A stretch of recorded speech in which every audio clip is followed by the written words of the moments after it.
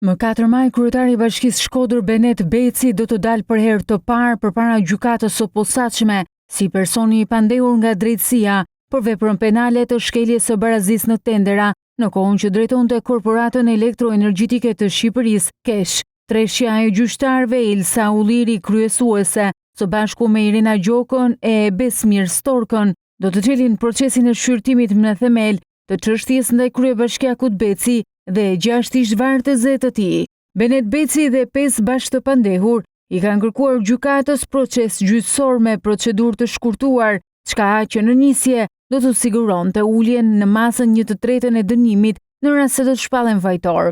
SPAK në dosjen e dërguar për gjykim akuzon Becin dhe 6 persona të tjerë për shkelje të barazisë në një tender që KESH organizoi në vitin 2019 me objekt zhvillimi strategjik i sektorit energjetik me vlerë rreth 700.000 euro. Hetimi nisi kryesisht mbi bazën e referimit të akteve nga hetues të Byros Kombëtare të Hetimit BKH, pas sekuestrimit të provave materiale në banesën e Ervis Berberit për një çështje tjetër. Sipas dosjes hetimore, Ervis Berberi i kishte biseda me Benet Becin si dhe bashkëshorten e tij, Adela Ruko, sa i takon kritereve dhe kushteve për një procedurë prokurimi që do të jepej një operatori ekonomik. Aty përfshihet edhe një komunikim që e përcaktoi këtë prokurim si tenderi me çunat e Harvardit.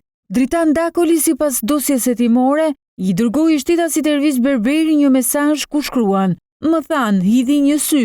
I thash, këtë e kanë bërë profesorët, çfarë mund të themi ne të shkretët me 2 klasë shkollë." Ervis Berberi i përgjigjet me SMS me tekstin: "Ha, kush të çoi?"